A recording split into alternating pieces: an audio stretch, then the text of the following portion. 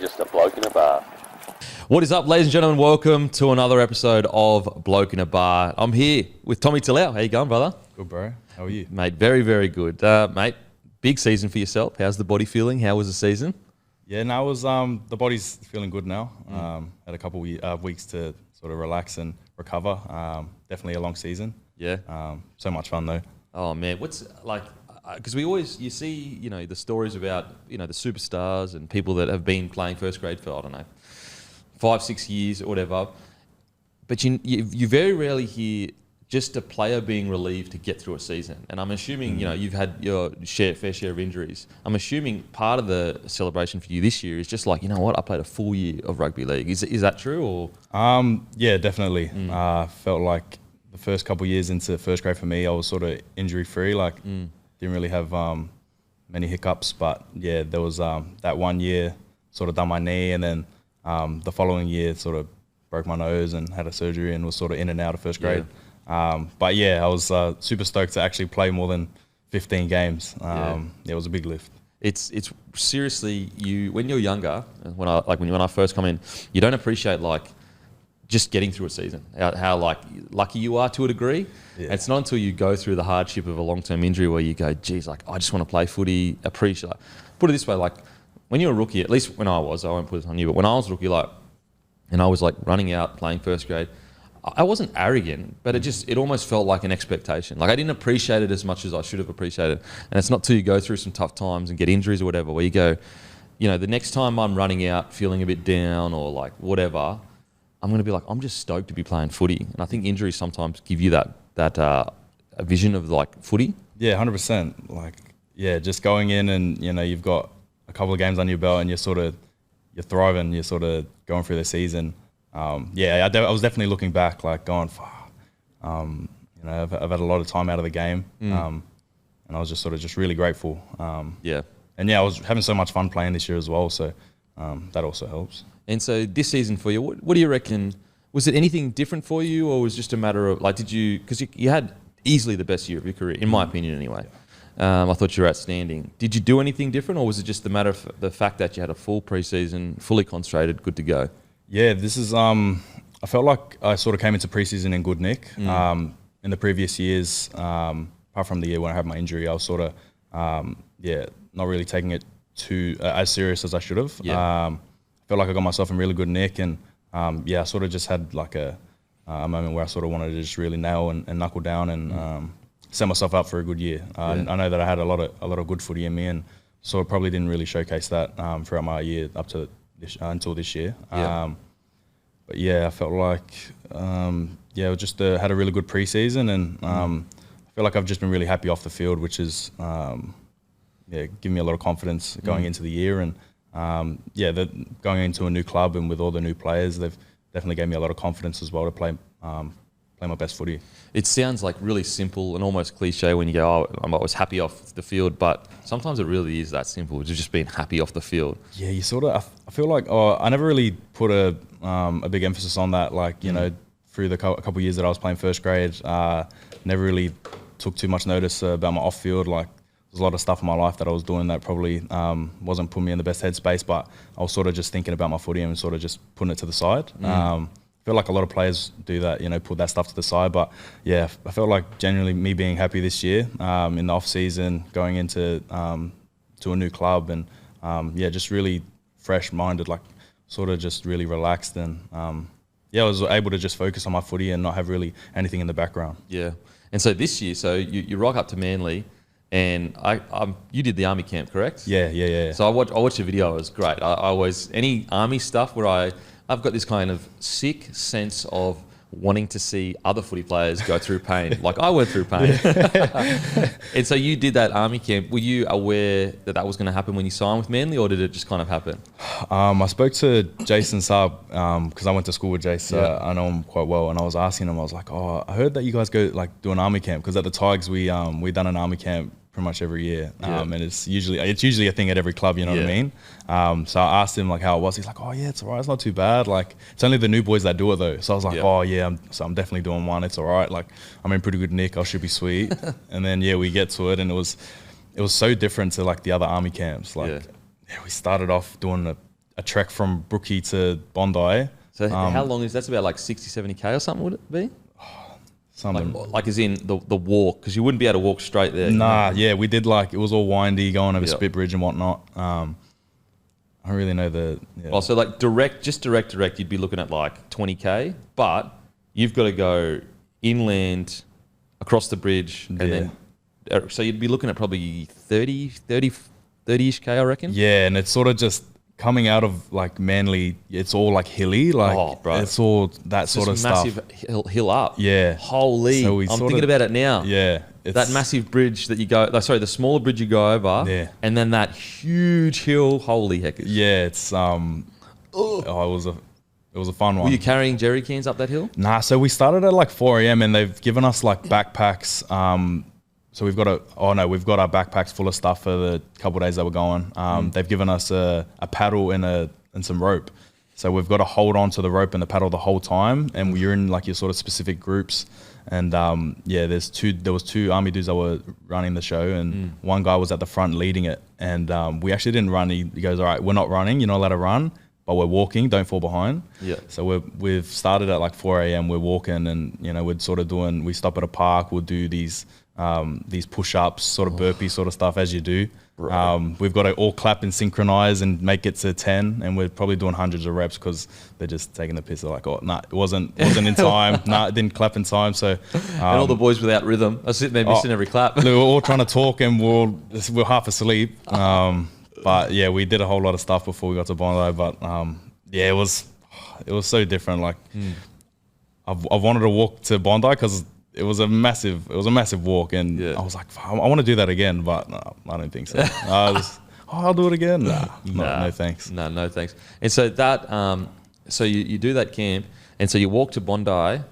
They kept you awake all night, didn't they? Yeah. So like, because it came out, there was like a YouTube. I watched that. Yeah, it was great. It was so good. It was. We got to Bondi. We had to do all this wrestling stuff. In the sand, I remember watching. In the sand, it was raining. It was windy. We've been going for 5-6 hours, whatever it was.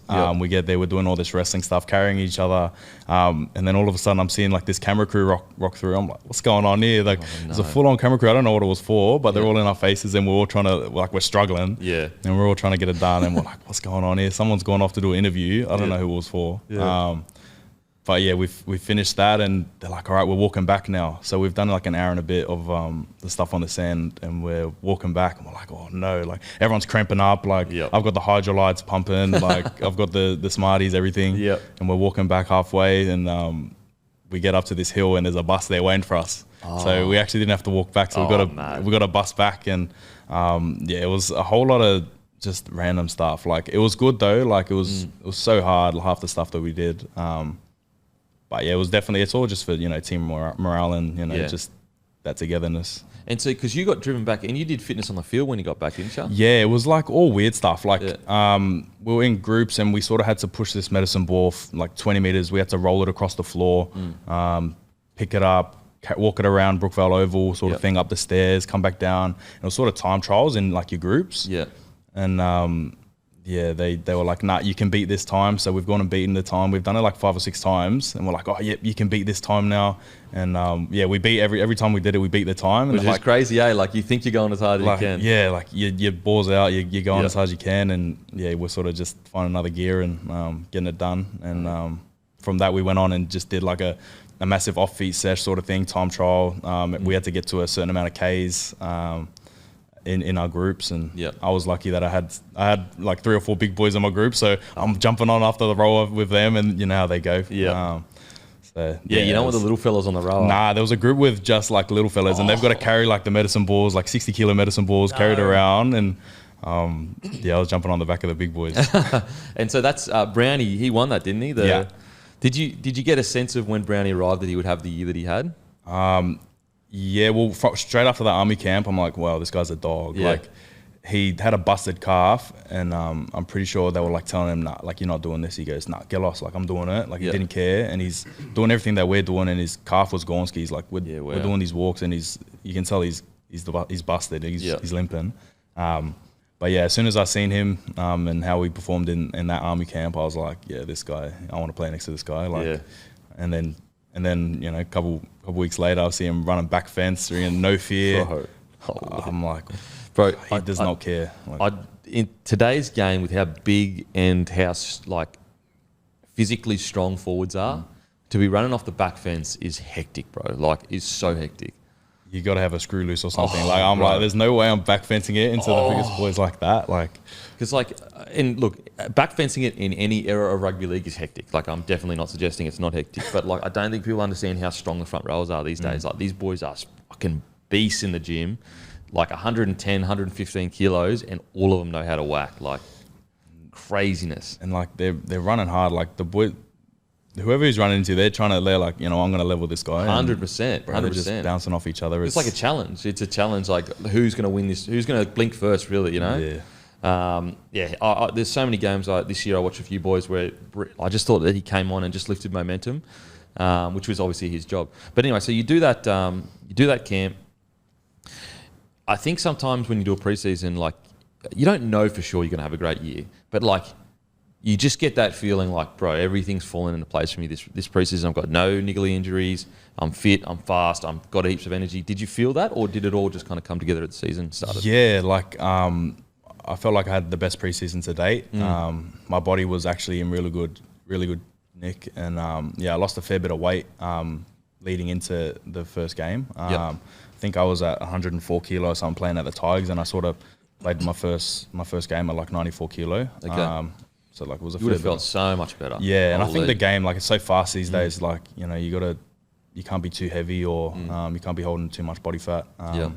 But yeah, for me, it was more mentally. Like, physically, I felt good, and that was like better for my mental. Like, I was looking in the mirror, I was like, yeah, I'm in good nick, and I was getting through everything without, like you said, like those niggly injuries. Yep. And so the trials come round. You play relatively well in the trials. When did you kind of get the sense, oh shit, like, I'm close to getting a start here this year? Yeah, like, I like goal setting. So I sort of had my goal to start round one. And then, sort of when I put my mind to it, I'm like, yeah, this is me. And I sort of just believe it. So I think, straight after the trials, I was like, yeah, like, this is me. Like, I was sort of getting tossed around. So I was like in the second team doing like center, because they had like Rubes and Tolu at centers. And I was like, oh yeah, I still want to play center though. And then, trialed at center. And then they were like, oh, there might be like a chance if you want to play wing. Yep. Like, oh yeah, like whatever you want. Yeah, whatever. Like, too easy. And then, ended up missing out on the round one team in Vegas, but I was lucky enough to go with the boys. Which is a huge message of like where they think you sit in the scheme of things. Yeah, for sure. So that was, I think that for me, maybe in the past I would have, spat the dummy and like, you know what I mean?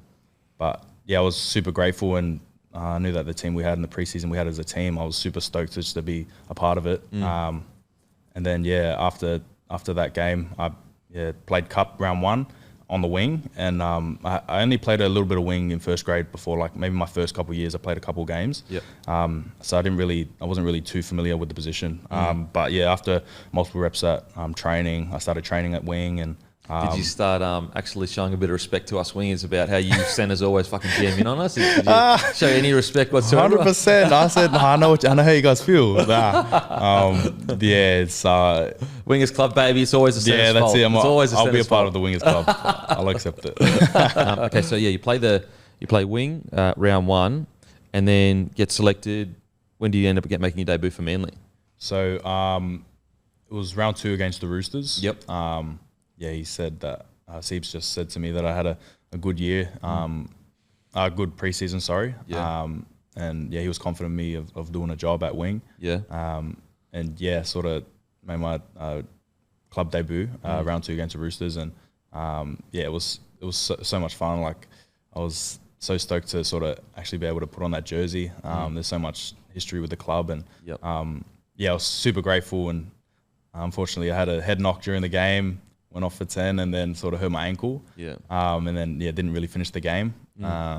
So straight after that game, I was sort of in the sheds, and I was thinking, you just sort of think back to what happened in the previous years, and I was like, am I just injury prone? Like, had a bit of a sulk, and I was like, And I actually thought I broke my ankle or something. Like I was carrying on. I was like, nah, my ankle's gone. Like Straight through carry on. Oh man, it's only like ruptured a ligament or something. So it was sweet. Only. Like nothing too serious for like surgery. So I was out for maybe a couple of weeks and just strapped it up and I was ready to go. Just that tough feeling of like you've worked so hard, you've done a preseason, you did everything right, you ticked every box. I'm assuming, and I could be wrong, so please correct me if I'm wrong.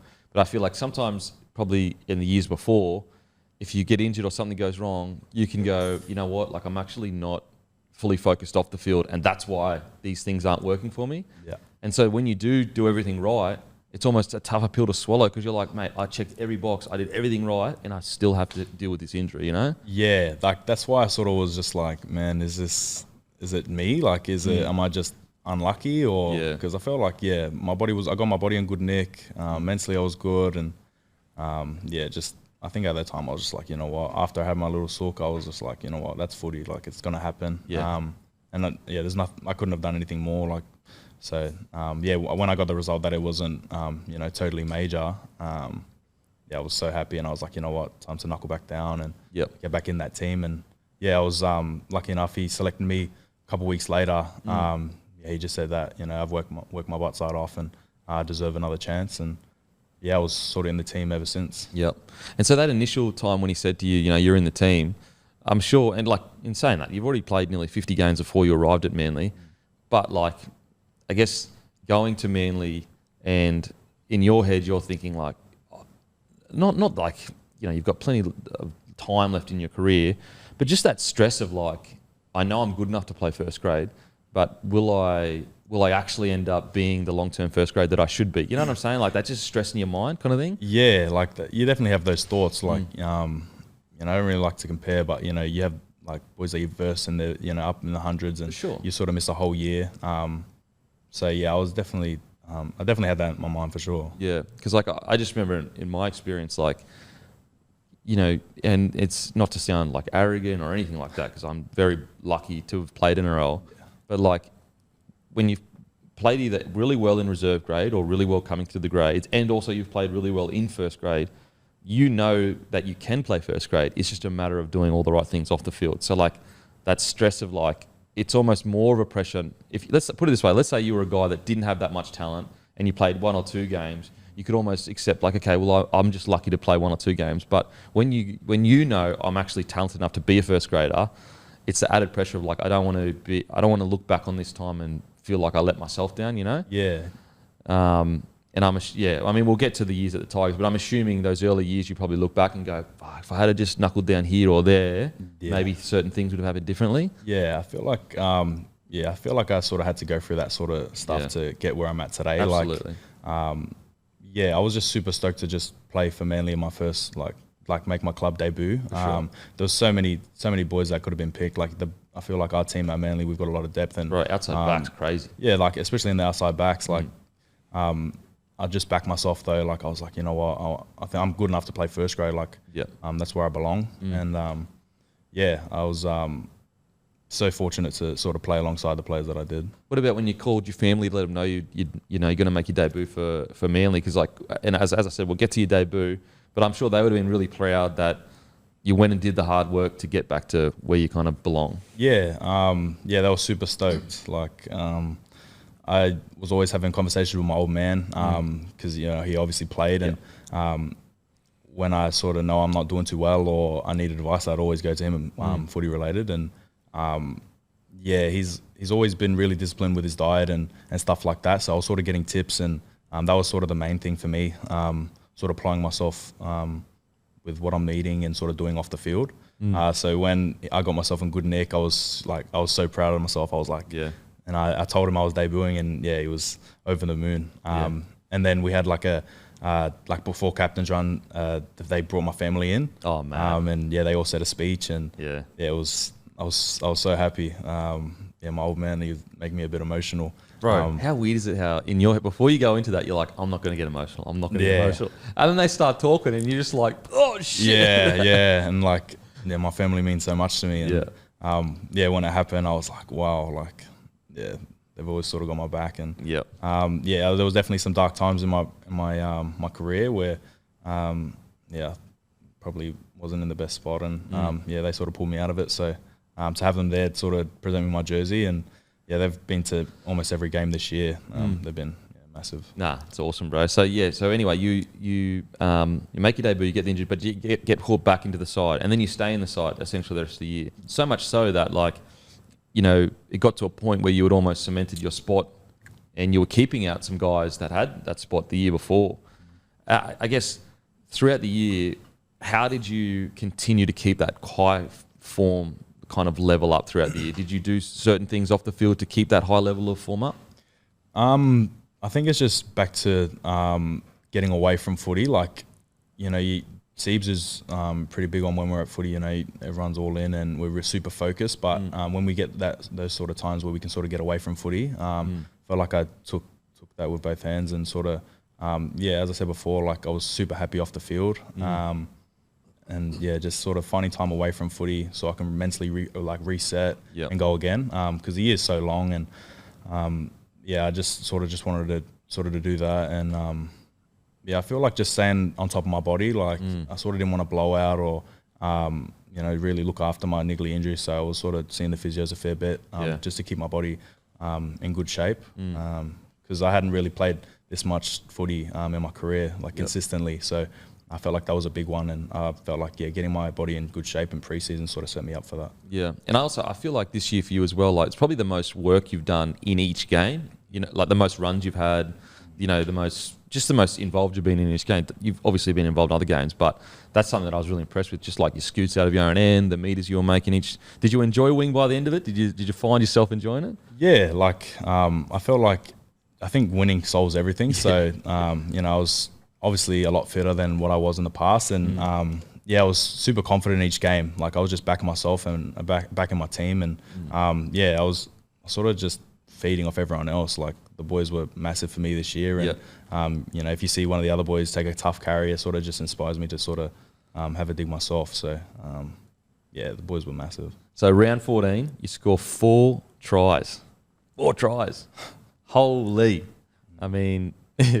Yeah, walk us through that day where you scored. For like, you just going, mate, this is. And obviously, I know you'd be disappointed you lost, but 4 tries and against, you know, the Panthers, so it's not a bad knock.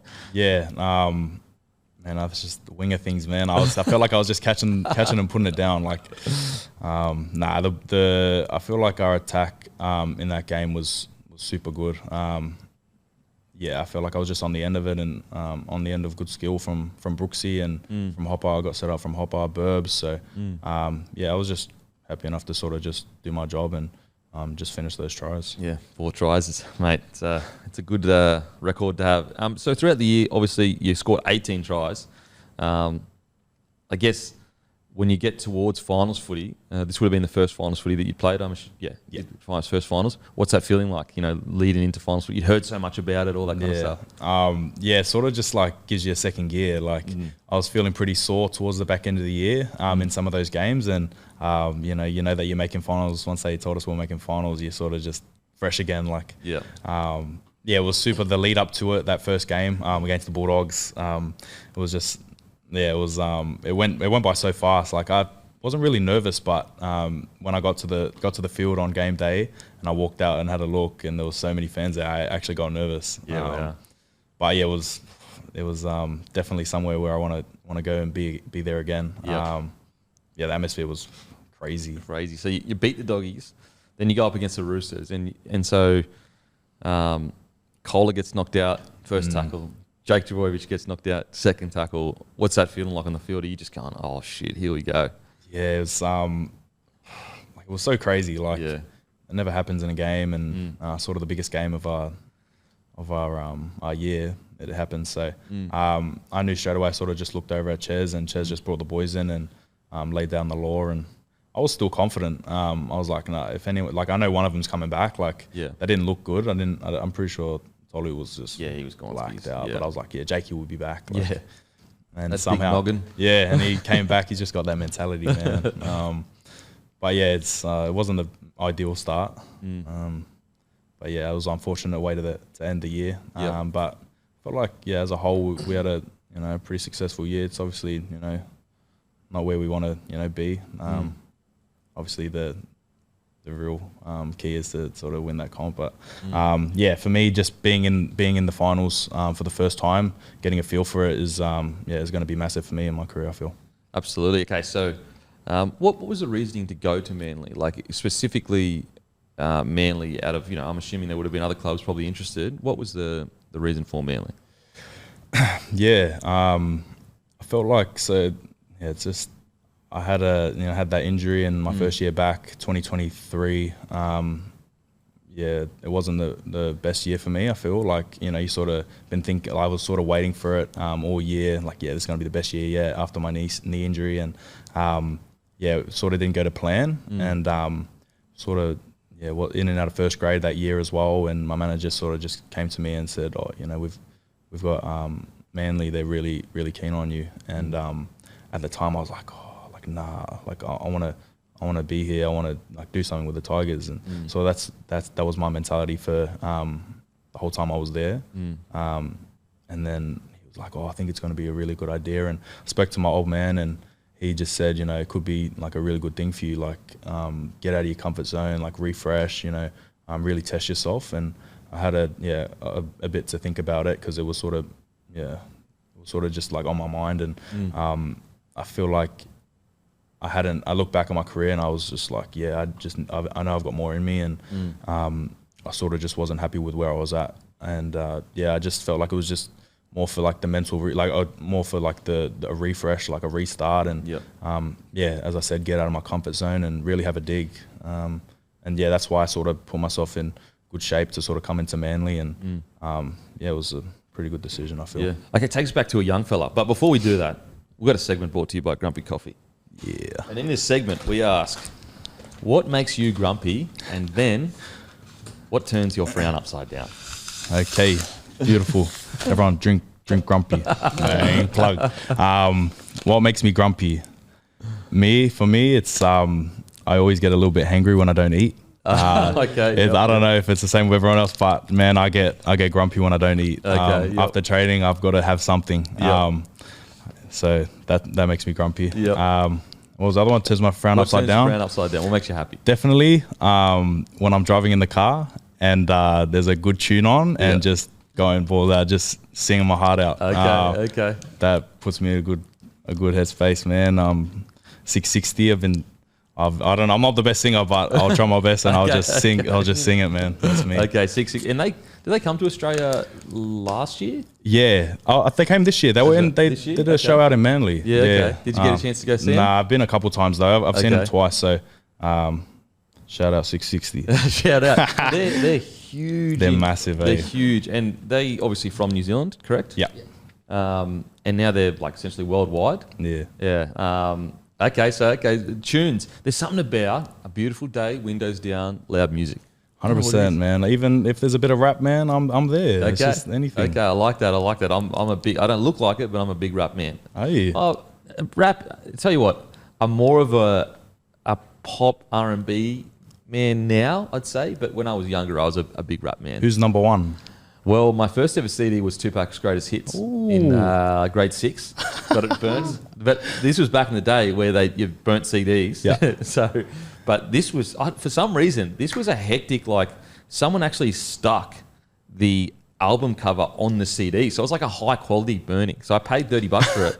But usually with burning CDs, you pay like $5. Yeah. But so I paid $30. So that was my first ever CD, was Greatest Hits Tupac. I think it was Greatest Hits in grade 6. So I would have been like 11 years old. Just rocking out, man. And then like obviously The Chronic as well. So that would have been 2001. And then obviously Eminem, you know, Marshall Mathers, all that kind of stuff. Yeah. Like, so that and 50 Cent, his first CD is a classic. His first CD, like, bro, you don't get much better than Get Rich or Die Trying. It's every single Game song. day tracks for sure. Bro, Every single song is a banger. So I was a big rap man. Now I'm more of a weekend man. I used to like Greg David and that. I used to like R&B, but I'm actually going to see The Weeknd tonight. No way. Yeah, so this is probably going to come out in a couple of weeks, so people are going to be like, it's already done. But I'm going to see The Weeknd tonight. So, oh, good. I'm a huge fan of The Weeknd. The Weeknd's probably my GOAT. He's my GOAT, probably. Used to be Craig David, but now I think it's The Weeknd. They reckon he's like the new Michael Jackson. Bro, that's what they say. Mate, his music, he's like he impacted R&B so much that R&B changed forever after him. Because when he came in, R&B used to be like, and this is probably, you know, me being old as shit now, but R&B used to always just be like full on, like poppy's the wrong word, but all like happy and like, I'll do anything for you and I love you and please take me back and you're the best. That's what R&B used to be about. You can ask your parents and that. It was always just like romanticizing men, putting women up on like this crazy pedestal and being like, please, you know. Yeah. But then The Weeknd comes along and his music is like really real and almost like toxic, and this young man singing like about just being this piece of shit. Yeah. And it changed R&B forever after that point when The Weeknd come through. So his first big song was Wicked Games. And Wicked Games is literally him singing to the chick he's cheating with, basically saying like, I've got a girl back home, but let's pretend we love each other, but we don't, but I'm just doing this because I've got issues, blah, blah, blah.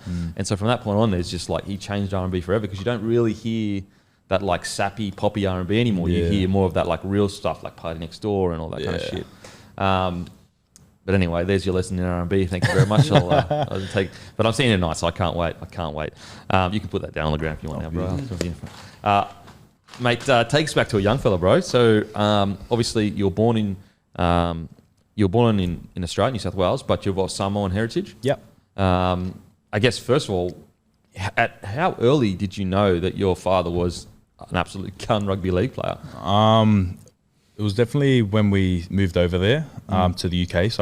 When he played Super League for St Helens. We used to always go out to the games, and when I just remember being on the sideline and sort of watching him play, and I was like, wow, like that's what I want to do. I played a lot of footy growing up as well, and old man would always come to the games.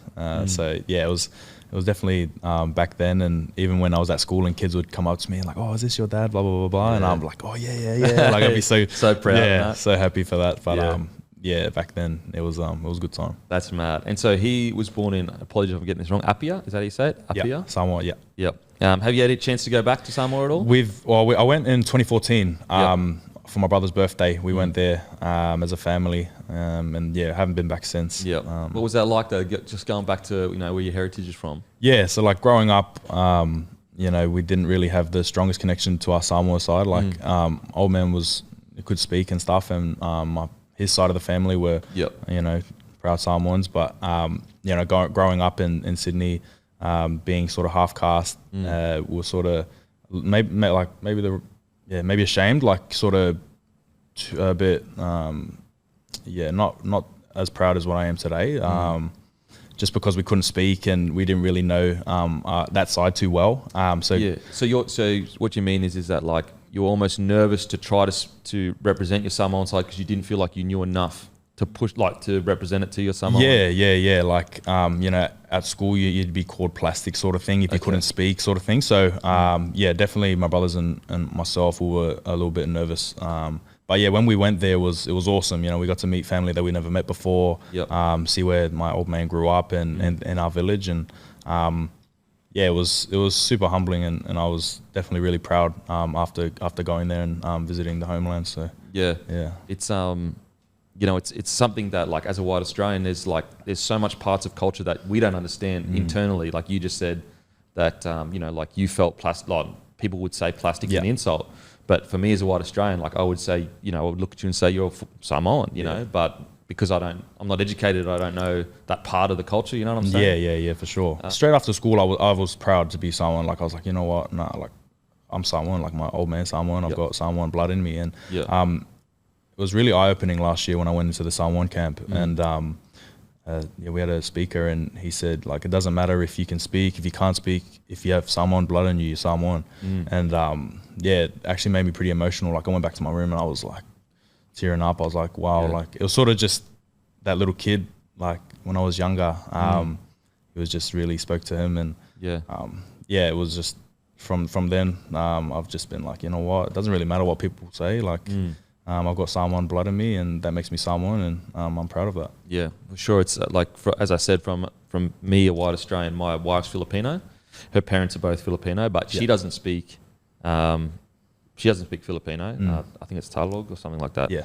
And so my son, he's half Filipino now. Yeah. And so now I look at that, and obviously I'll never understand the situation you're going through, but I have to start looking at my son and going, okay, well, how do I connect him to his Filipino heritage? You know what I mean? Like it's something that you, as a white Australian, you're not aware of until you actually experience it yourself, and you see, like, my son, he's half Filipino. He's probably going to have to go through something similar where, people that are full Filipino are saying, oh, you're half. So, it's a complicated, like, it's really complicated, It's hard to kind of express into words what it would be like. Okay, so you grow up, and was it from a very, very young age? So you played for the Moorebank Rams. Were you just like, yep, rugby league's it? Like, that's when I play, or did you play multiple sports? I played a little bit of football, like soccer, when I was in the UK. Sort of played a little bit of rugby union as well. No way, a bit of soccer? Oh, yeah, when I was in the UK, yeah. Okay, so it'd sort of be the Saturdays I'd play football, soccer, and then on the Sundays I'd play rugby. Okay. And yeah, I was enjoying that. I was just a kid, I had so much energy, so they would just throw me in anything. So then, when we moved back over here in 2011, I think it was, I tried out Moorebank Rams rugby league, and then I also played in the Moorebank Rams for soccer. So you were over in England from what age till when I was 2003 to 2010, I think it was. Wow, I'm like a little bit surprised there's no Pommy accent. Oh, I had one. So I came back, when we came back, we all had one.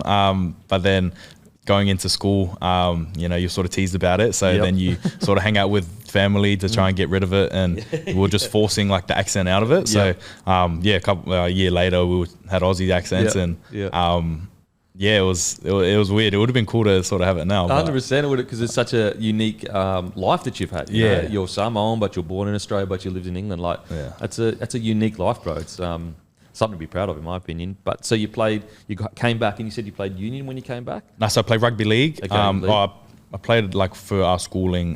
They had like Sydney Southwest, like regional tournaments and stuff like that, like teams to make. Okay. And I played rugby union in one of those, and I didn't really know the rules, and by that time everyone that was playing rugby all knew the rules, and I had no idea what was going on. So I just stuck with rugby league. Okay. And then played rugby league ever since, and I watched a heap of footy. Like, I was just all about rugby league, and I wanted to play NRL since I was a kid. Yeah, wow. And so who was your team growing up? It was a weird one. Like, my old man played for the Bulldogs, so all of our family were like Bulldog supporters, and we'd go out to Bulldogs games. But I was a big Billy Slater fan, so I sort of went for Melbourne. Yeah. But then, as I seen Benji Marshall coming, I had a Tigers jersey, I had a Melbourne jersey, so I was sort of more of like I supported players. Yeah. Okay. So like Billy Slater, Jonathan Thurston, those were like my favorite players, and it was a weird one because like we'd always watch Origin, but I'd go for New South Wales, but my two favorite players were playing for Queensland. So I was like, man, like, what, can they come play for New South Wales? Like, what's going on? Hey, well, Thurston, there is a picture of Thurston in a New South Wales jersey, New South Wales residents. Have you seen that? No. So he was obviously with the Bulldogs, and back then, if you're playing reserve grade for the Bulldogs, you would represent New South Wales resident side. You know, the Queensland Cup? Yeah. And so, there's a picture of him in a New South Wales jersey. Oh my God. Because he was playing for Bulldogs reserve grade. Yeah. And he was in New South Wales resident side. But obviously, I think it's changed. Well, it's definitely changed since then. But I'm sure you can look at that picture and go, man, what if? That would have been nice. Okay, so what about dealing with the pressure of your old man being such a gun, and people there's two parts of it. Like, people would expect you just to be a gun, but also there'd be haters that would be saying, oh, you're only getting selected because of your father or whatever. I mean, I would assume that was the case. It's just people are naturally haters. Yeah. Was that the case? What was it like? Definitely growing up, like going to Westfield Sports, like there was always chatter about that. Certain teams, because certain teams that I'd make, that would sort of get thrown out, and my old man just was always saying, like, don't worry about what people say. Like, they're just going to speak whatever. Like, doesn't really matter. Yeah. So up until I really signed with first grade, like, I felt like that happened. Like the last team I sort of made was that Australian schoolboys team straight after school, or during my last year of school. But apart from that, like, it happened a fair bit when I was younger. But I sort of just in 1 ear out the other sort of thing. It's your father probably, he's seen everything because he's been in the system. He's played first grade, so he probably knows how to handle and navigate those situations. Okay, so you make these Aussie schoolboys in school. At this stage, were you part of the Bulldogs system at this stage? Yeah, so before that, like, I played like under 12s development, play Harold Mats. played SG Ball year up, SG Ball again following year, and then straight after that was the same year that I made schoolboys. Yeah, okay. So I was 17, 18 in my last year at school, and straight after that I got offered a contract at Tigers. I was sort of saying it before.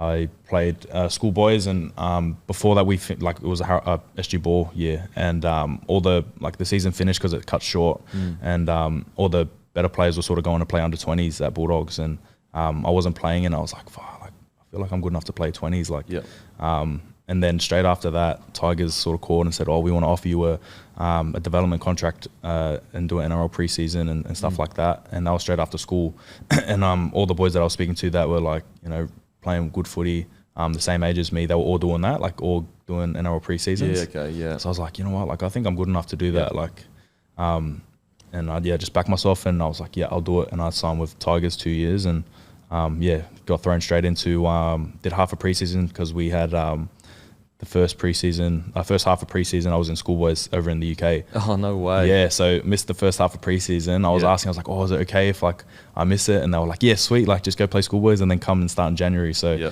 me and Jockey Madden, because he was at the Tigers as well, we went and did that and came back and started the preseason, and we're pretty lucky that we're in good nick because, man, it was a lot of running. I was going to say, rocking up to that first preseason, I'll never forget the intensity. As a young man, you were just, or me at least, you might have been different, but I was just so overwhelmed by everything. And it's a little bit different, obviously, because I didn't play rugby league, but I can only imagine every young fella when they walk into that first grade one. Reserve grade's a little bit different because you're usually around other guys that you've been coming through with. Yeah. But that first grade one, it is truly just a whirlwind. Yeah, it's because you're straight from school, and I was fangirling over NRL players since I was young, you know what I mean? Yeah. I was watching so much footy, and going into that Concord Oval, there was the first grade lockers, and then round the corner was a bathroom, and it was away sheds lockers sort of thing. Yeah.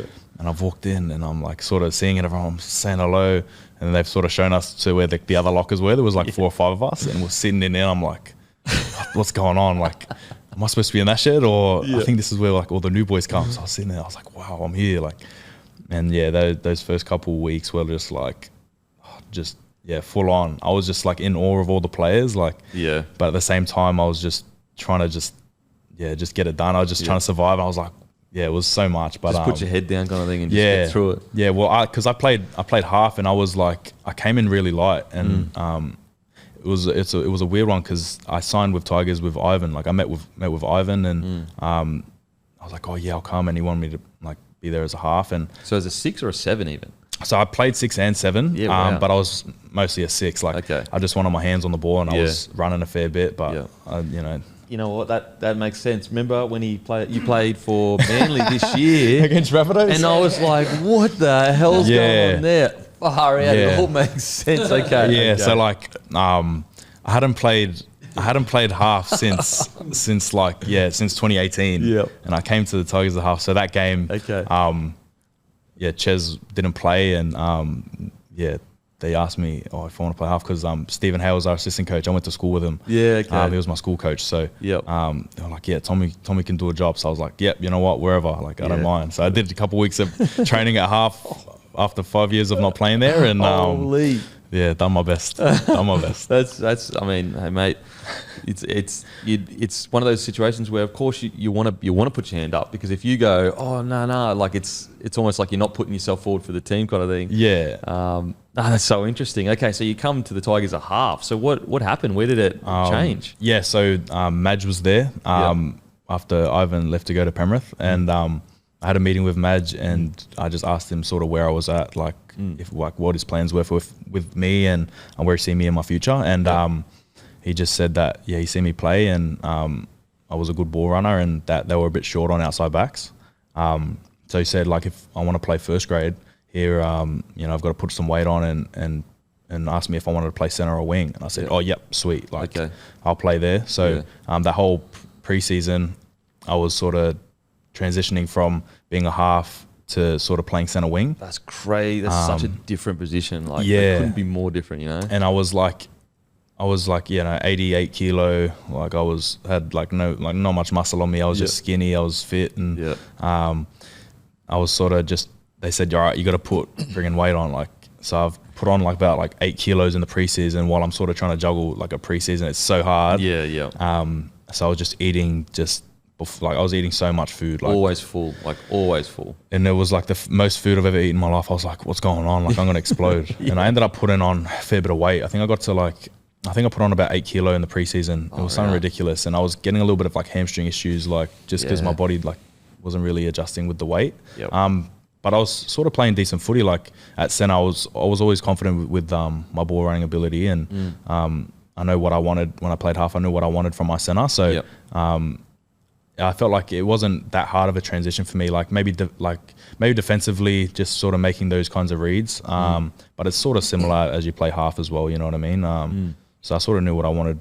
So it was easy for me to sort of transition as a centre. And I started to really like a centre. Like my old man played centre, so I would ask him for tips. And I was just always saying, give me the ball early. Like I just wanted the ball in my hands. So that first year I think I played 3 games at under 20s. So I played my first under 20s games and went on to play reserve grade. And then I played 1 game at the end of the year, first grade. Yeah. So I was able to debut against Manly. 22. Yeah, man. Did that come out of nowhere or what was that? Because you've gone all the way from 20s, boom, into first grade. Yeah. That was your first year out of school as well? Or second year? First year out. Whoa. Yeah. It came really fast. Like I was getting a lot of confidence when I started playing centre in reserve grade. I was next to Joshy Reynolds and he gave me a lot of confidence and I felt like I was playing some pretty good footy in my first year playing centre and I think a week before I debuted I was 18th man and Madge was like, I want you to get a feel of what the change room's like what it's like to be 18th man and warm up and prepare for an NRL game.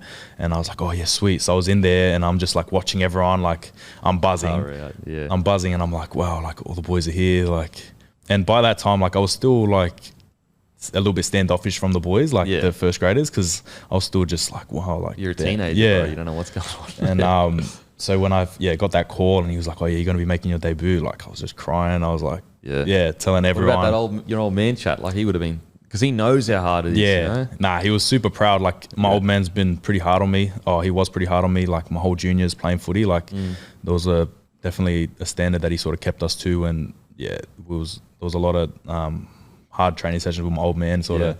But I felt like it was just preparing us for that moment. Like he knew that I wanted to play first grade, and he was sort of just really hard on me and helped me get there for sure. When you're that age, like you don't understand it, but I'm sure you understand it now because he's sitting there going like, he probably doesn't want to be that hard on you, but he's going, I know what it takes. Like I know what it takes.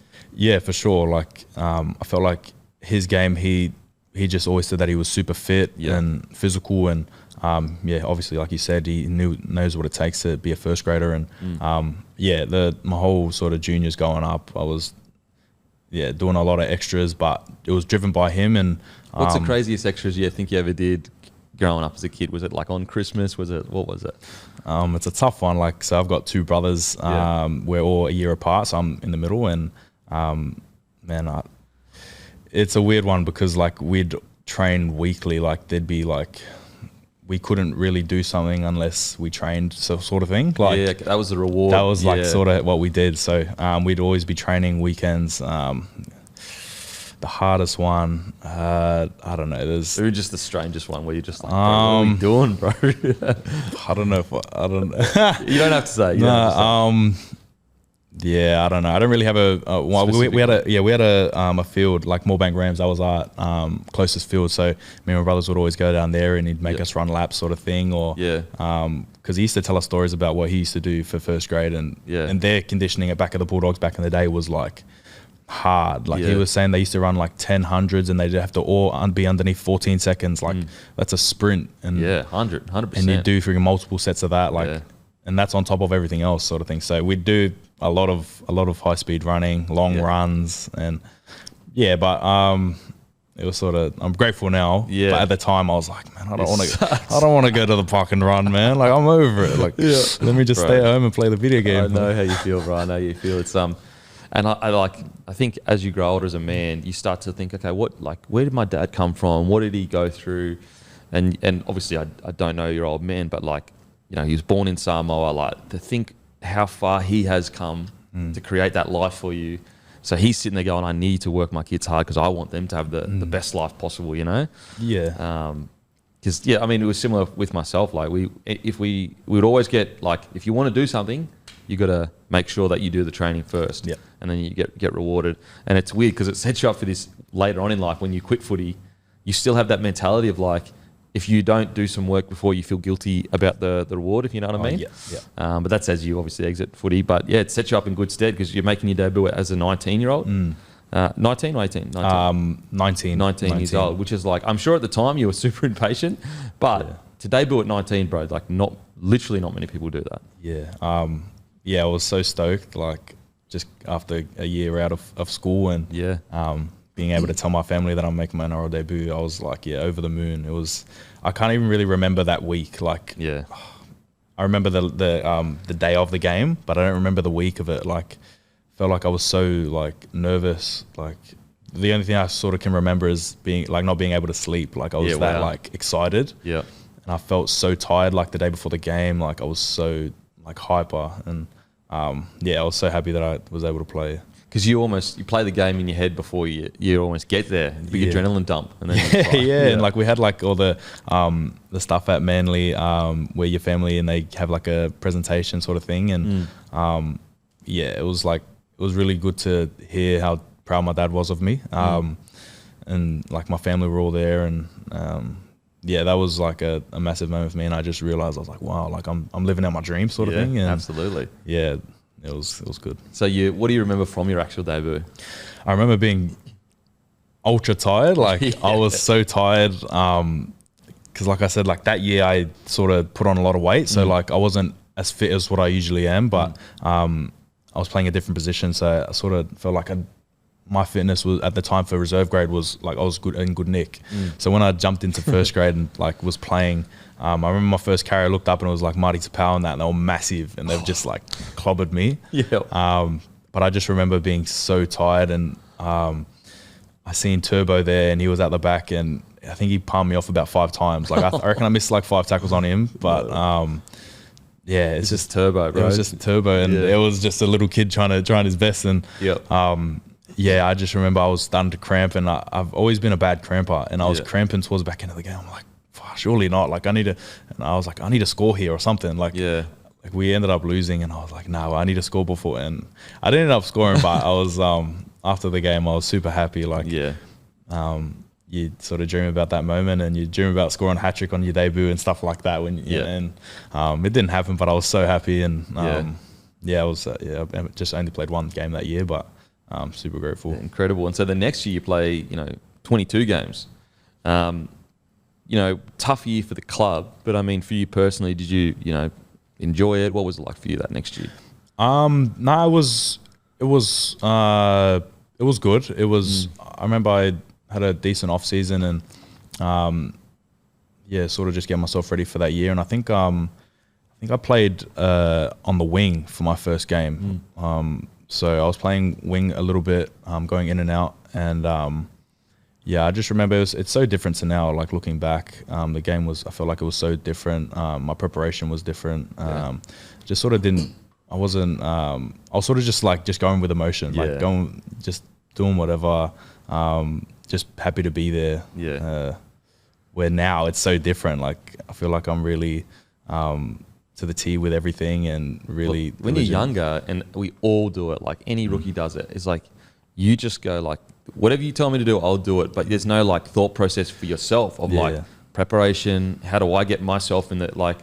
And so we're all guilty of. I was the same, bro. Like I was just like, you want me over there? Yeah, sweet, whatever. Like I'll just do it. Yeah, this is great. I'm playing first grade. Life's easy. Yeah, you don't realize that you need to be a professional kind of thing. 100%. And it was like I didn't know. Like I was an athlete, but I wasn't a professional athlete. Like just everything. I was sort of just happy to play first grade, and you don't realize it until you're past those years and you're looking back on it and you're like, wow, like how did I even play first grade like consistently like that? And it's so weird just to look back on it now. Yep. And so the next year is obviously, I think 2022 is when you do your ACL, is it? No, so 2021, the last game of the year. So that was the bubble year. Yeah. Okay. So played the whole year. I might have missed a couple games, but yeah, we finished the year like in the bubble. We were in the bubble there, and yeah, I felt like I was playing some good footy. Like I felt like every year that I played, I was getting better. So 2020, I felt like I had a decent year. 2021, physically, I probably wasn't where I wanted to be at. You know, sort of once I put on that weight, I was sort of back and forth with my weight, and I was sort of not being the best with my diet, and yeah, just sort of figuring myself out. But I felt like I was playing decent footy. I was definitely improving every year. And yeah, that last game, it was against the Bulldogs where I done my knee. Against the Dogs as well, like just so weird. It's so weird. Like the first time I scored a try in 2020 was against the Bulldogs. I scored a double, and like I feel like everything so like I done my knee against the Bulldogs. I actually had a tight hamstring before the game, so like I actually wasn't going to play that game. I was like, you know what, it's the last game of the year, like stuff. I had a hamstring guard on, like just trying to compress it. And yeah, I done my knee, and I actually thought I broke my leg. Like, oh really? Yeah, so I've got the ball off a scrum, and I'm thinking before, I'm like, I'm gonna right foot him. Like, so I've gotten the ball, and it was early in the game, and I've gone to right foot him, but like I've sort of like hadn't planted my foot yet. And then I've sort of been pushed over my knee, and yeah, it's just, I felt a snap, and I was like, I think I broke my leg. And the physio's come over. I'm like, yeah, I think I broke my knee. I felt a snap. Can you check it? Like, I don't know what's going on. And he was like doing the testing. Do you know how like they have your leg out straight and they do the ACL test? And I didn't know what test that was. And I was like, why is he pulling up my leg? Like, shouldn't he be feeling around my knee? And he's like, just like a look on his face. And I was like, oh, what's going on? And then he like spoke to someone. He's like, oh, I don't think it's good. And I go, what is it? And he goes, oh, I think it's your ACL. And I was like, what? Like, nah, like surely not. I felt a snap. Like, it's not my ACL, and I hadn't been injured before that. Like my whole junior footy, had a couple of hamstring injuries, but going through every year, and then that happening, the last game, I was like, fuck. And the last game too, like you know that it's just your whole years are gone pretty much. And like I didn't really like settle in until like got in the sheds, and I was just sitting there with a crutch, like with my crutches, and like at the Dolphin Stadium, there was no TVs in the shed, so like I couldn't watch the game, and like I was just caring about like how we went, and I was sort of just watching it on my phone on KO, and I was like just watching it, and I was like, and then I'd realised that like I sort of hurt my knee, and I'd like wanted to go to the bathroom. I was like, oh, what the hell, like my knee, like I was sort of just out of it. And, it hit like maybe at the end of the game when I seen everyone, and everyone was just like gutted for me, like that. Everyone was like whispering like, oh, I think he's done his ACL, and I was just like, bro, what's going on? Because they know the gravity of it because they've been playing for a while now. You know? And like I still didn't like know, because like my brother done his ACL a couple years prior when I was playing I think it was a year up. I was after SG ball season, so like I remember he was out for like ages, and I was just thinking like, how long are you out for? Like I wasn't quite sure. So like after that, I had like a holiday booked to like Early Beach, and like anyways I had to go back and get surgery. But I've seen people walk out of surgery after the ACL, and I had done my surgery, and they said that I had like micro fractures in my bone and stuff like that, and my meniscus. Jeez. So I couldn't actually walk for like 12 weeks. Oh man. So like I was just like bedridden, and I was like, it was like definitely a tough time. As a young fella as well, like with all that energy, and you just got to lie in bed all day pretty much. It was I definitely wouldn't wish it on anyone. It was a tough time, but it was that whole year. I'm looking back on it now, I'm super grateful that for what I sort of went through, and makes me sort of appreciate stuff in life that you know, when I see that stuff like good things happen to me, I'm super appreciative, and I'm just sort of appreciating everything around me, and you know, my family, my loved ones sort of got me through that time. It sucks that it takes that, but it does make you grateful when you do get to do what you love, which is obviously play footy. And so that was the year that I think also, so 2022, the Tigers, they win the Spoon that year. They come last. What was it like being a young fella in rehab essentially all year, watching all the drama unfold with, you know, Imagine everything? It was super weird. Like hadn't really experienced that ever. Like my first couple of years, like we missed the 8, but I felt like we were close. I think we came 9th one of the years or something like that, and I was like, oh yeah, that's like, you know, we'll be good. Like I was always like, we've got a mad team, like we'll go good. and like my whole juniors playing for Bulldogs and stuff, we were always successful, like making grand finals and stuff like that. So like when that happened, I was like, oh, like what's going on? Like, and it was super hard to watch because like I was injured and I couldn't really do anything, and I didn't really watch too much footy, but hearing about it, like everything, and sort of everyone was sort of not really happy. Like, you know, we weren't winning games, and everyone was sort of, it was a, you know, pretty crap vibe around the joint for sure. Yeah. And so when they move on from Madge, that would have been tough for you because obviously you would have re-signed under him, you worked under him, and he moved you to centre. And well, I guess, what was it like for you then? Did you feel like, oh crap, like I've got to speak to who's the next coach? Are they going to like me, not like me, all that kind of stuff? So it was a weird one for sure. Because like I was starting to, like I really liked Madge. He reminded me, his coaching style was similar to like my old man, and he was like hard nosed, and he knows exactly what he wanted from his players, and it was sort of a lot of tough sessions, but I felt like it was getting me right for, you know, the season and stuff like that. And we have a good relationship, me and Madge, and I was spewing when he got let go at the Tigers. But after that, I didn't really think too much. Like I was just like, oh, I've just got to knuckle down. Like I didn't really pay too much attention of who the next coach was going to be. I just sort of wanted to get my body right, and that was sort of my main focus. And so the next year, so 2023, that's when you were getting the niggly injuries, and like as in you broke your nose, you said, and then did you say hammy or your ankle that you did as well? Oh no, so that year, it was my second. So I missed like 15 months or 16 months or something out of the game from my knee. It was like a long time, and my first game back was in the trials against Canberra, and I was still a little bit unsure about my knee. Yeah. And came back and I played all right, and I felt like a little bit unfair, but like, as you do first game. Yeah. And I was like, oh. And then he named me, Sheensy said, oh yeah, well, I'm going to start you. I was like, oh yeah, man. So I played the first game, and I think I was like cramping or something. I didn't really finish it. So I was like happy I got the first one out of the way and sort of injury free. And the next game, I broke my nose, and it was sort of going in my face, and I was like, what the heck? Like that was Knights? Yeah, against the Knights. Yep. And I was just spewing. Like I felt like I worked so hard, and I got back and I was injured again, and I was like, what's going on? And they told me I was going to need surgery. I was going to be out for a little bit, and I was just like, you know, spewing. I was just thinking back of that whole year a year and a half that I had off, and I was like, this can't be real. So yeah, I had to deal with that. Yeah. And that's when you had the little drama with Jackson Hastings. What happened? Was it just frustration? Like, what was that whole situation? Yeah, I think it was more frustration. Nothing personal. It was just frustration of the game, and just, you know, probably a little bit of immaturity as well. And you know, stuff happens, and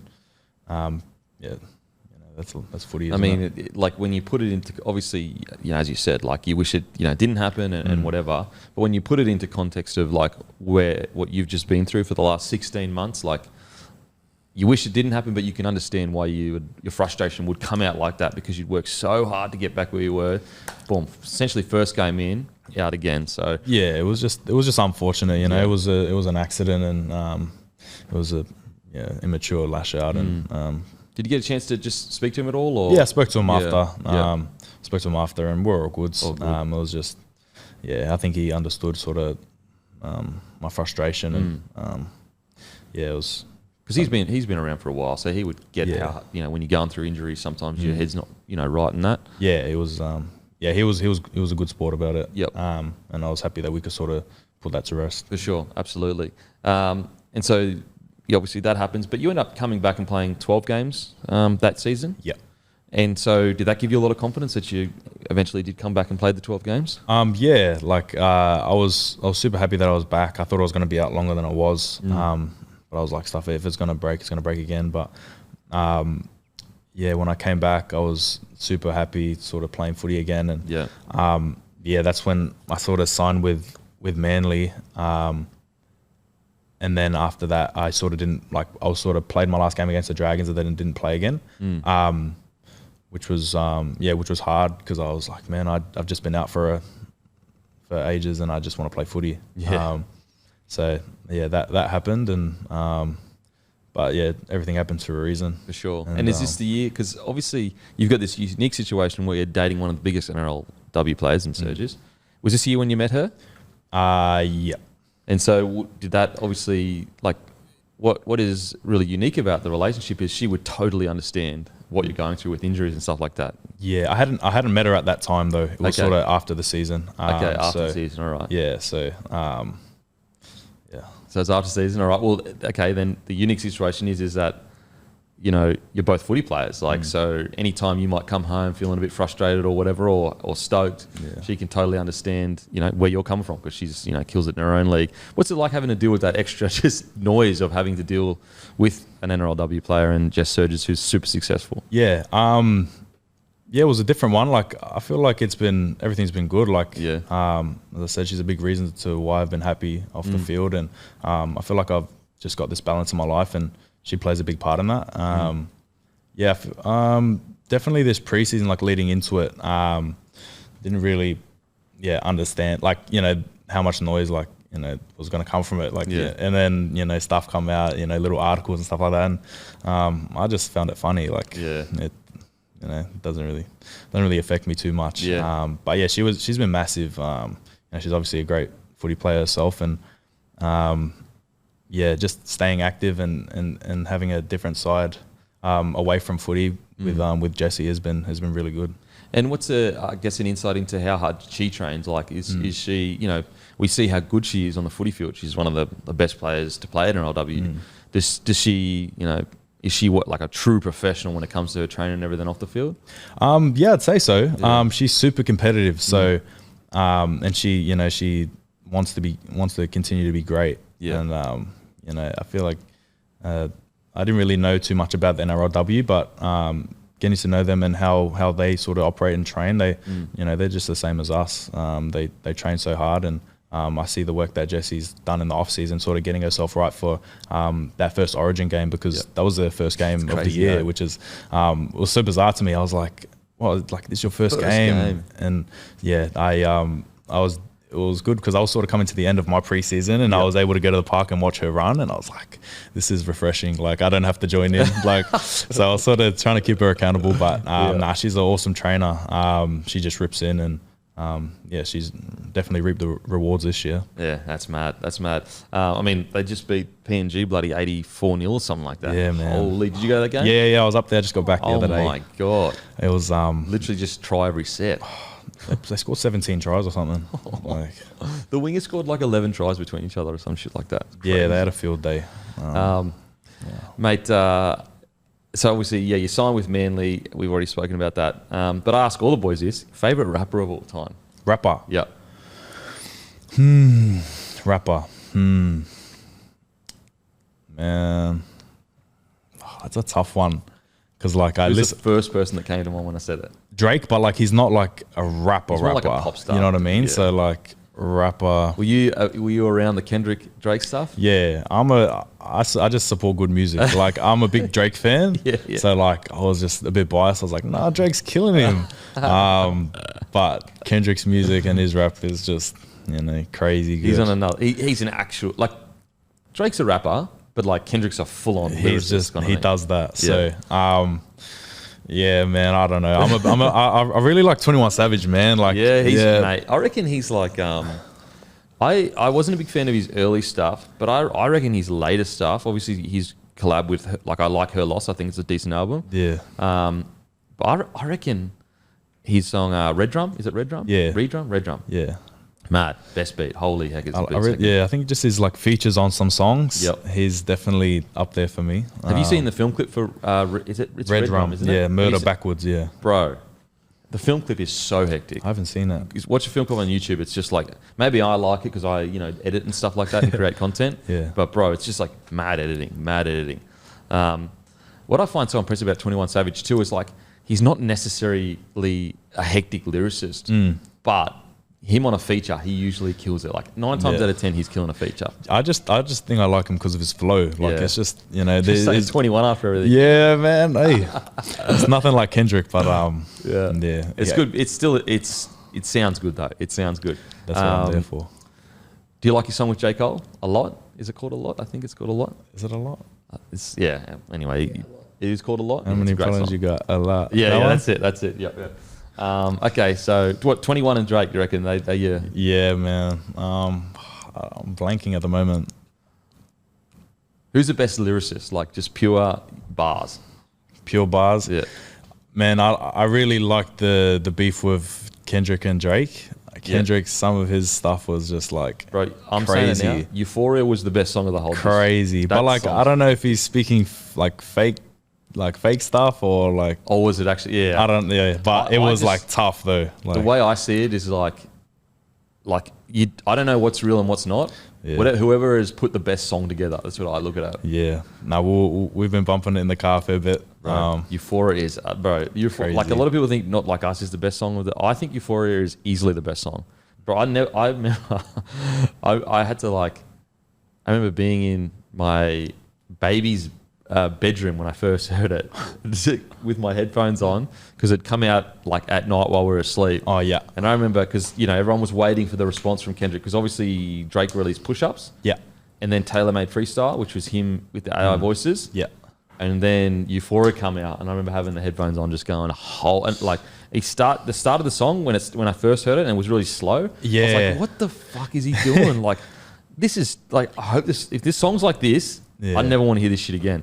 But when you listen to the whole thing, you're like, oh, actually the start is hectic, but you need to hear the whole thing. Yeah. Yeah, Euphoria is I like that song. I think it's a jam. And funnily enough, I actually have probably listened to more Drake songs than I have Kendrick songs. Yeah. Like, so I'm not some Kendrick like massive super fan, but yeah, I thought he was incredible. Favorite movie of all time? Favorite movie? Oh, man, one that just jumped to my head is Nacho Libre. Oh, that is crack up. I seen a TikTok the other day of this couple get dressed up, and he's got the full kit on Nacho Libre kit, and he's just doing the skits. Oh, it is the funniest thing ever. That's good. That's a great movie. Okay, who's the biggest pest in the Manly squad? Ooh, the biggest pest. Man, I don't know if he's the biggest pest to everyone else, but the biggest pest for me is Lachlan Croker.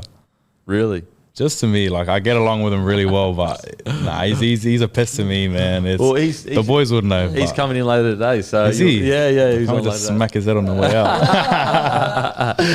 Why are dummy halves all pests? Like, I don't understand it. I don't know, man. It's just like you're a hooker, and then that's it. You're just automatically just a pest. Does he do pranks? Like, what kind of pest are we talking about here? Oh, can't really talk about some of that stuff. Nah, he's just yeah. I feel like we just get along, and we just sort of butt heads sometimes, and just footy stuff. He's got good banter. Yeah, I rate it. And what's it like playing with a guy like Tommy Turbo? Like, we're talking about a guy that on his day, one of the best to ever do it. Like, what is it like being on the field with him? Because you obviously, you've played footy with some pretty good players. You've seen some really good players. What's it like playing with him?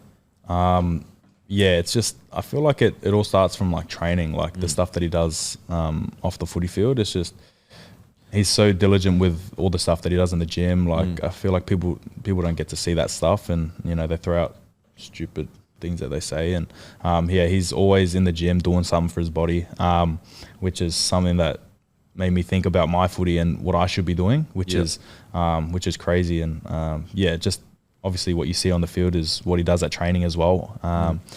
He does hundreds of reps of all those crazy passes that he does, and he's always on the ball and always busy. But yeah, he's just a crazy player. He's a freak. He's definitely one of the best fullbacks I've ever played with and players. So this year was massive for my game.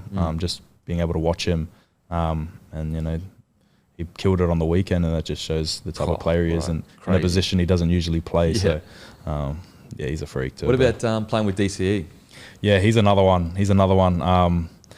He's just, I was speaking earlier about it. My first training session that I done, it was before the Samoa camp last year, and he was in there, and I was like, well, that's DCE, man. And people say that he's old or whatever, and he's getting older, and you should have seen him. I was blowing after these fitness, and he's got a ball in his hand doing chips, running down the field, running past me, and I'm like, what the heck? Like, as fit as anything. He's as fit as anything, and I heard stories about how fit he was, and just the type of guy he was, and he definitely was everything that they were speaking about. He's just a freak on the field, and he's just a great bloke. I feel like he's just a really good person, and yeah, it just makes it so much easier to play alongside him when you know the type of person he is. And yeah, he was massive for our team this year. The leadership he has and the respect that you know, all the boys have for him is second to none. And playing for Samoa, like, what was, you know, that experience like, putting on that jersey, obviously representing your father's heritage? Yeah. What was that feeling like? Yeah, it was so crazy. Like, I got called into the squad late because I think someone pulled out, so like I wasn't even meant to be there. Yeah. But being able to play against New Zealand, doing the Sivatau in front of everyone at in New Zealand was actually crazy. Like, I hadn't had goosebumps like that ever. Like, it was just a sea of blue Samoan flags there, and it was so crazy. It was because I felt like I hadn't had the best year, and to finish off like that, playing in that game and representing it, you know, my dad's family, and you know, he played for Samoa as well, and he also played for the Kiwis, and it was just like crazy. I was like, wow, like he's been on both sides, and just to be able to represent Samoa and my family was beautiful. It was great. And he playing for Samoa, like, when, you know, there was no resources in the Samoan side. Like, you know, this would have been 15 years ago or 20 years ago. Yeah. You're truly playing for the love of your country. Like, there's no match payments. There's like just love. That's all there was, love for the country. So he would have been so proud that you're playing for him. Yeah, I feel like a lot of players are doing that these days. Like, you know, it's so good to see all the boys go back and play for their you know, their countries, and just feel like the competition as well in the international. Like, watch the game on the weekend. Yeah, Tonga, just such a strong side, and that's what happens when all the Tongan boys go back and play for their country. You know, they have a team like that. Real light. Our Australian forward pack seems to get really light. Oh man, it's some good footy. That's mad. It's as an Aussie, I always say like some people go, oh, you know, you'll be upset that you'll lose X player to Samoa or Tonga. And I'm like, no way. Like, I want everyone playing for the country that they love the most. Like, I would rather Australia get a weaker than have a guy playing in the Australian jersey just because he feels he has to, when he would rather play in a Samoan jersey. Like, that's not right. Yeah. Like, I think it's way better for the international game if every player is playing for where their heart is. Like, I have no issue whatsoever with that, in my opinion. And there's whispers that there's a few big Samoan players that might be, Samoan players that play for Australia that might be considering making the switch. Yeah, I heard about that. That could be exciting for Samoa. Yeah, I heard about that. I actually don't mind when, like, if you're Australian and you're also Pacific Island, like, playing for Australia. Like, I feel like that's one of the best. Like, you know, I reckon wherever your heart is. Like, as I said, like, if you've Polynesian heritage, but you want to play for Australia, like, bro, 100%. If you've grown up in Australia but you have Polynesian heritage and you feel your heart's with Samoa, bro, 100%. There's no. I think that makes the game way better, in my opinion. For sure. Like, you like the boys like Payne Haas and that that play for Samoa, play for Australia, and the Samoan is. Yeah, it's good Tino as well. Yeah. I like seeing Polynesian boys succeed and doing well. It's good. And what about seeing Roger in the Samoan jersey? That was so good. Yeah, it was. It just shows that, you know, he loves his culture, and he's proud of it. And it was crazy. I seen it. I was like, wow, he got named in the squad. I was like, wow. I thought he was playing for New Zealand. So it was good to see. It was good to see. So are you fingers crossed that you might be able to play with the boys one day? So, like, maybe even Tino, maybe Payne, maybe RTS? Yeah, 100%. I've got some big goals, so hopefully that'd be cool. That'd be cool if everyone goes and plays for whoever they want to play for. What's the biggest goal for you in 2025? I think winning a comp is definitely up there. Winning a comp, like seeing the boys from Penrith and the boys that use the verse and stuff like that, win premierships it looks really special, and I think that's why a lot of people play the game. It's definitely why I play the game, is to be successful and win a comp. You know, I want to play Origin. I want to, you know, play for Samoa. I want to play for Australia. So, I feel like I'm only growing as a player, and you know, they're pretty big goals, but I can't wait to sort of put myself in those positions and hopefully one day achieve it. 100%. Well, Manly only two games away, really. Yeah. Well, actually, one game away from grand final. And you look at your squad. You're a year older. The outside backs get better. Any team with Tommy Turbo in it, holy. Yeah. So yeah, man, absolutely, bro. Thank you so much for coming on, man. I really do appreciate it, and mate, I can't wait to see you kill it next year as well. All good. Thank you for having me, brother.